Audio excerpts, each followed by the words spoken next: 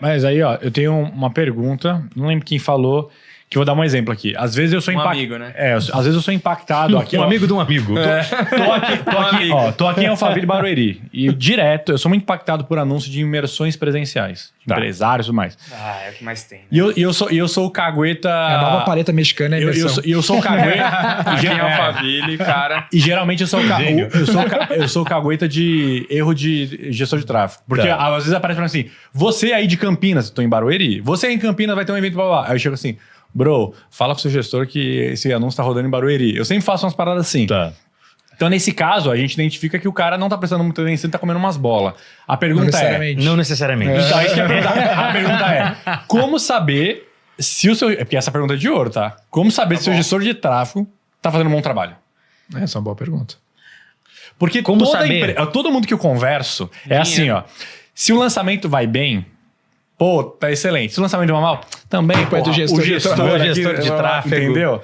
Então, explica por que não necessariamente antes de responder como avaliar o cara. Porque quando você segmenta na meta, na rede de pesquisa não, mas quando você segmenta na meta, ele pega pessoas que estão na localização ou têm interesse na localização. Então, por algum motivo, a ferramenta identificou que você tinha interesse na localização. Às vezes, você já passou por lá alguma vez. Pode ser porque eu vou pra Valinhos. O problema é a estratégia, que foi uma estratégia de segmentação por região. Você tá então, ela dá margem para esse erro. Eu não tomei expor nenhum, não. Agora, no Google, na rede de pesquisa, você consegue colocar. Na Meta podia no passado, mas eles tiraram. Eles dão uns retrocessos às vezes. No Google, você pode colocar somente pessoas que estão nesta região, que moram nessa região. Mas a pergunta, como saber se o seu gestor de tráfego está fazendo um bom trabalho? Cara, existe uma série de perguntas que você pode fazer para ele, tá? Sem saber de tráfego pago, que você descobre se a pessoa tá fazendo um bom trabalho ou não. Então, assim, cara, fala para mim como que é a sua rotina de otimização das nossas campanhas. Eu não preciso saber sobre rotina de otimização. Se eu pergunto isso para um gestor de tráfego e ele começa a se perde no meio da resposta, eu já sei que ele não tem uma rotina de não, cara, ó. Cara, a rotina de otimização é simples. Segunda-feira eu faço sempre a análise dos públicos que estão funcionando. Terça-feira eu analiso todos os anúncios. Quarta-feira eu faço uma análise dos lances. Você sabe o que é isso? Não sei, mas se o cara respondeu com firmeza, eu levei fé, entendeu? Ou eu pergunto pro gestor de tráfego, quando eu vou contratar, eu falo assim, qual que foi a última cagada que você fez no tráfego pago? Qual que foi o último erro que você cometeu na nossa conta? Quais foram os últimos testes que você fez e por que eles deram certo? Então, o dono do negócio, quando ele não sabe, ele tem que ter, claro, um mínimo de noção. Sim. Então, assim, sei lá, igual se eu vou fazer, sei lá, cimento. Como é que eu vou saber se o cimento que o cara fez tá bom? Eu posso chegar para ele e perguntar, e aí, qual que foi a proporção que você colocou de brita e de água? Eu não sei qual que é a proporção, mas se o cara se perde no meio da resposta, eu já sei que, talvez eu não possa confiar nessa pessoa que está fazendo esse cimento. Tráfego pago é a mesma coisa. E você pode pedir para o seu gestor de tráfego mostrar para você o histórico de edição das suas campanhas. Para mim, uma boa campanha é uma campanha que teve gente que mexeu nela, testou, pausou coisa, pausou anúncio que não funcionou, ativou anúncio que não funcionou. E toda campanha tem um histórico de edição. E se o histórico só tem play, não tem nenhuma pausa... Aí ele tem que se justificar. Entendi. É isso aí. E um complemento a isso é, cara, no fim das contas, tu tem que olhar pro resultado, né? Então, se você tem um resultado que é adequado, aí o que é resultado, tá? Resultado vai ser vender mais, tem um retorno sobre investimento total legal.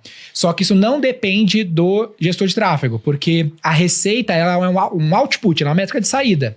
O cara tá mexendo numa métrica de entrada, que é, cara, eu vou comprar mais mídia, vai vir mais tráfego. Agora, vai gerar... Ele fez a landing page? Ele fez o criativo? Ele atendeu os leads ou é e-commerce? E como se tem uma oferta certa, um preço certo? Tem 1 milhão de variáveis na jornada. Então, a depender, tu tem que encontrar a métrica de sucesso mais próxima do trabalho dele. Exemplo, se ele é um gestor de tráfego para um inside sales, você gera leads, o que eu gosto de avaliar é o MQL, que é o lead qualificado do marketing. Então, gerei lá... Tem o CPL, que é o custo por lead, que eu não gosto tanto porque tu pode gerar um monte de lead aleatório. Então, tu cria algum critério de qualificação do lead. Por exemplo, eu gero leads B2B. Então, qualquer empresa que fatura mais de 2 milhões é um lead qualificado. Então, eu vejo quanto foi o custo por um lead qualificado. Eu gasto lá R$250 por um lead qualificado. Nas minhas matemáticas, a receita que o cliente me paga é um bom valor se o meu time de vendas fizer o trabalho dele. Porque o trabalho do gestor de tráfego não é vender, ele não tá pegando o telefone e ligando pro lead. Ele é o meio de campo. Ele consegue ir até ali. Dali em diante, isso se ele ainda tem autonomia sobre a page, sobre os criativos, tem que ver quanto ele tem de autonomia. Então, se fazer essa pergunta, qual que é a métrica de sucesso mais próxima à venda que eu posso atribuir esta métrica ao meu gestor de tráfego? Porque não é um esporte individual, cara, não é um jogador de tênis. É um futebol, cara. Tu bota o Neymar em campo sozinho, não vai fazer gol. É tanto que uma das maiores dores do gestor de tráfego que atende o pequeno e o médio empresário, dono de um negócio local, é que ele não tem um time comercial. Então, tipo assim, vou atender, sei lá, médicos. O problema é que o médico é que ele não tem um vendedor, ele tem uma secretária, um secretário. Porque lembra lá, eu vou imprimir 1000 vezes, vou gerar quantos leads? Desses leads, quanto eu vou atender? Então, a performance do trabalho do gestor de tráfego, o trabalho dele pode ser muito mais fácil ou muito mais difícil a depender de todo o resto da jornada. De todo o resto. Até do jeito que vocês estão falando aí, o que vem primeiro? O gestor ovo, a galinha. o gestor de tráfego ou o estrategista de marketing, Cara, sabe? Estrategista, porque pode ser o próprio dono, mas se tu não sabe pra onde tu quer ir... Mas na maioria das vezes vai mas ser... é isso que eu tô falando, porque na maioria das vezes vai ser o próprio dono, porque não é um cara tão fácil de contratar. Eu acho que assim... É que pra mim o melhor, todo bom dono, daí é meu Ele é um marqueteiro. Ele é um Se marqueteiro. tu pensa assim, quem é o melhor marqueteiro do mundo, da história, que vem na tua cabeça? Steve Jobs, Bill Gates, Elon Musk, ele criou o produto, sacou o mercado, soltou o negócio. Isso é marketing. Não é o cara fazer propaganda. Tanto que o Elon Musk nem tinha profissional de publicidade e propaganda na Tesla, porque ele criou um puta produto num time certo, ele é o marqueteiro mesmo, porque ele tem audiência. Perfeito. Comprou o veículo. Deixa eu incrementar essa pergunta do Kaique. Jogou o carro no foguete, vai pior que isso. Incrementando essa pergunta do Kaique, assim, nem sei se a gente consegue responder isso de maneira simples, mas... Os caras inteligentes, pô, eles conseguem. Vamos testar, né? Vamos testar. Vamos testar a capacidade Vamos ver de até onde vai, né? Vamos ver até onde vai. Mas eu tenho só a resposta final. Eu acho que essa é a primeira vez que a gente conversa um assunto sério e você, não é? É a primeira vez. Ó, a resposta final. Se tu quer de fato saber se o cara é um bom gestor de tráfego, aí não sei se Sobral vai concordar comigo, mas eu avalio assim, é certificação. Se ele tem as certificações você tá falando de Google... Se ele é um subido? Provavelmente ele é, né? Pode ser. Mas é que só ser subido, ele comprou uma comunidade. Ele não tem uma certificação. Ele lá é certificação Blueprint do Facebook, quase ninguém tem.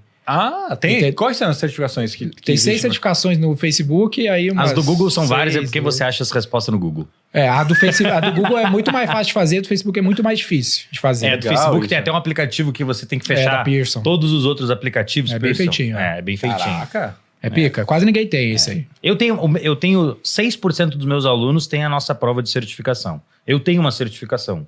Mas não é todo mundo que faz. Não é todo mundo que faz, só 6% tem. Das pessoas que fazem, 20% passam. Mas você tem, só antes do Lucas entrar na pergunta, você tem tipo assim, quanto que os caras tentar, sabe? Tipo, deve uma desistência. Quantas vezes que eles tentam? Não quando eles tentam, mas sei lá, vamos supor, tem 10 mil pessoas. As 10 mil clicaram pra entrar e falaram assim, nossa, realmente é muito difícil e desistiram, sabe? Que pararam no meio? Pô, eu não tenho essa métrica. Eu sei que a pessoa, em média, ela tem que fazer a prova 3 vezes pra passar. Porque talvez seja uma métrica boa, porque às vezes é difícil ao ponto do cara falar assim, cara, não é pra mim não. Eu parei no meio, né? O maior evento de educação financeira do mundo está chegando, é isso mesmo, FinDay 2024, dia 19 de outubro, serão mais de 10 horas de conteúdo, grandes nomes do mercado, temos Thiago Nigro, Bruno Perini, Guilherme Bentimol, Flávio Augusto, Clóvis de Barros, Paulo Guedes, Felipe Spritzer, Cristina Junqueira, ou seja, um baita de um evento para você curtir o dia inteiro. Serão mais de 25 mil pessoas numa plenária gigante, no maior evento que o Grupo Primo já fez. E para você fazer parte disso, vou deixar aqui um link na descrição e você também pode seguir o Instagram FinDay_Grupo Primo para você ficar por dentro de todas as informações, tirar suas dúvidas e tudo mais, beleza? Espero você lá.